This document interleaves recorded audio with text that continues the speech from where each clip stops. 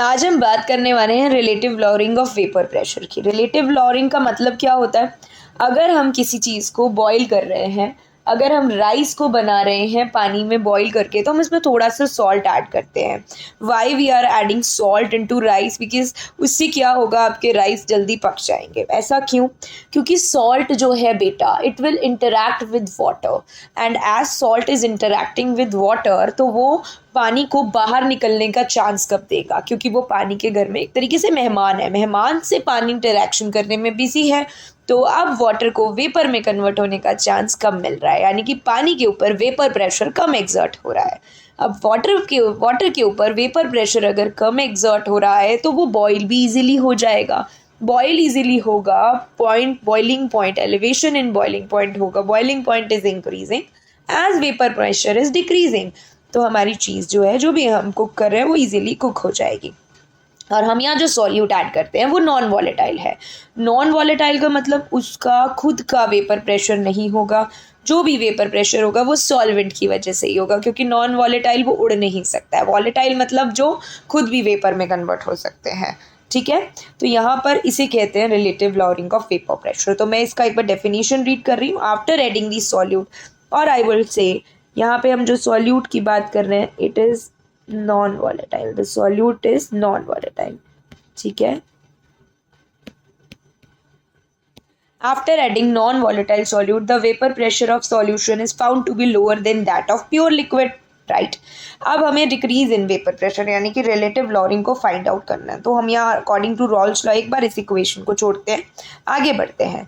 तो यहाँ पर हमारे पास बेटा ये जो P1 नॉट है, ये हमारे पास वेपर प्रेशर ऑफ सॉल्वेंट का वेपर प्रेशर प्योर फॉर्म में है। प्योर फॉर्म में मतलब जब उसमें हमने सॉल्यूट ऐड नहीं किया है। It is the vapour pressure in pure form, जब हमने सॉल्यूट में कोई भी सॉल्वेंट में कोई भी सॉल्यूट ऐड नहीं किया है। और जो हमारे पास यहाँ पे आप P1 देख रहे हैं, P1 naught minus P1 after adding solute after adding solute. अब बेटा सॉल्यूट ऐड करने पे आपको पता है वेपर प्रेशर इनिशियल से कम हो जाएगा, जो कि हमारा इनिशियली जो था आपका P1 नॉट माइनस P1, ये decrease in the vapour pressure आपको देखने को मिलेगा। अब decrease in the vapour pressure हमने फाइंड आउट कर लिया, which is P1 naught minus P1। ठीक है, P1 नॉट माइनस P1। तो हमारे पास राउल्ट्स लॉ से हमने पढ़ा है कि P1 जो वेपर प्रेशर है सॉल्वेंट का in solution, partial vapor pressure of solvent in solution is directly proportional to mole fraction of solvent and the vapor pressure of solvent in pure form। ये हमने पढ़ा है राउल्ट्स लॉ से। ठीक है, हमने यहाँ पे सब्स्टिट्यूट कर दिया राउल्ट्स लॉ का ये वाला इक्वेशन इन दिस इक्वेशन, हमने इसे सब्स्टिट्यूट कर दिया तो हमें नेक्स्ट इक्वेशन मिल गया। हमने उसमें से P1 नॉट कॉमन ले लिया। P1 नॉट कॉमन लेते ही हमारे पास क्या आ गया?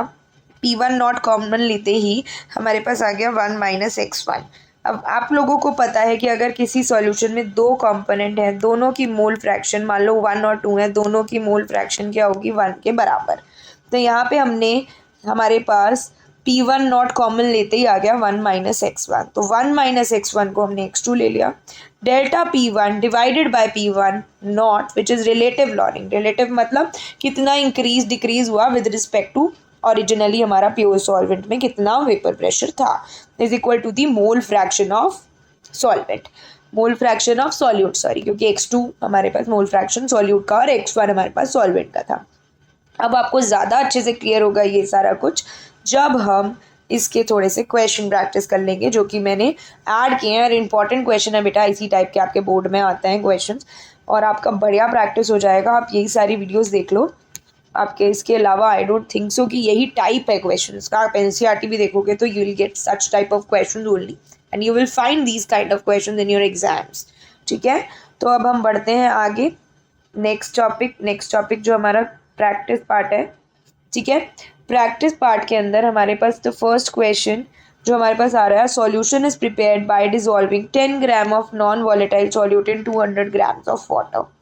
It has vapour pressure of 31.84 mm of Hg। Calculate the molar mass of solute. सबसे पहले हमने यहाँ पे जो पार्ट हमारे पास यहाँ पे relative lowering of vapour pressure का इक्वेशन है वो ले लिया।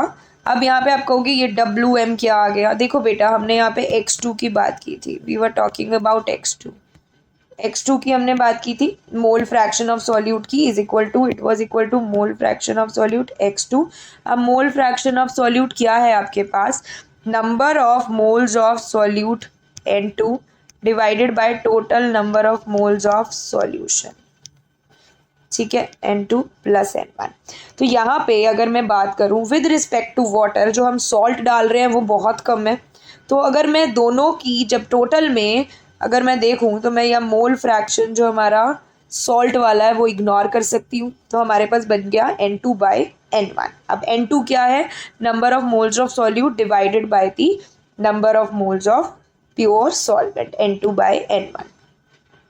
ठीक है बेटा, ये बन गया हमारा N2 बाई N1। अब N2 बाई N1 को हम लिखेंगे कैसे, how we will write N2 by N1। देखो N2 बाई N1 को how we will write N2 by N1। हमारे पास N2 क्या है, number of moles of solute.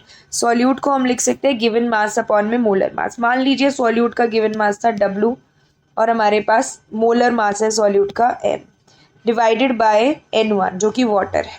Given mass हमने मान लिया कैपिटल W, या इसे W1 ले लीजिए, इसे W2 ले लीजिए, तो मैं ज़्यादा इजीली डिफ्रेंशिएट कर पाएंगे, क्योंकि यहाँ मैं इस तरीके से तो बड़ा छोटा नहीं दिखा पा रही, बट यहाँ इजीली दिख रहा है।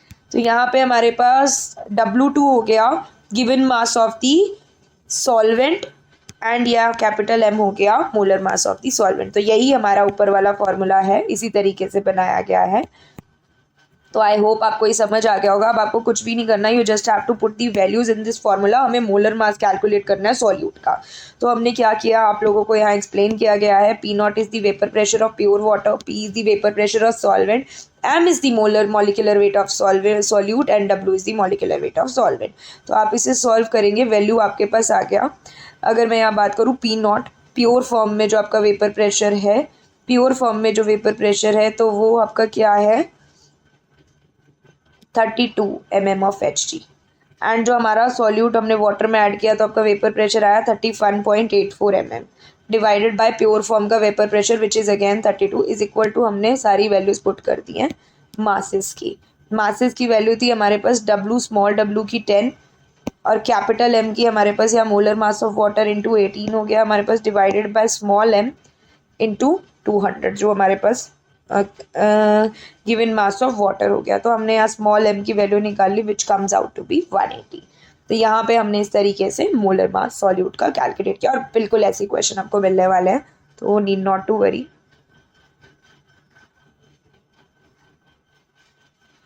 Calculate mass of non volatile solute which should be dissolved in 104 gram octane to reduce its vapor pressure to 80%.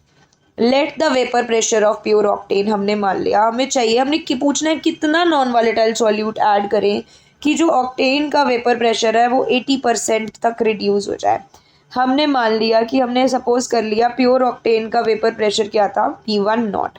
Vapour pressure octane का डिजोल्व करने के बाद, सॉल्यूट डिजोल्व करने के बाद कितना रह गया 80/100 ऑफ P1 नॉट, इतना ही रह गया 0.8 P1 नॉट, क्योंकि हमने देखा कि वो रिड्यूस हो गया अप टू 80% तक। तो यहाँ हमारे पास मोलर मास जो था सॉल्यूट का वो हमें गिवन था।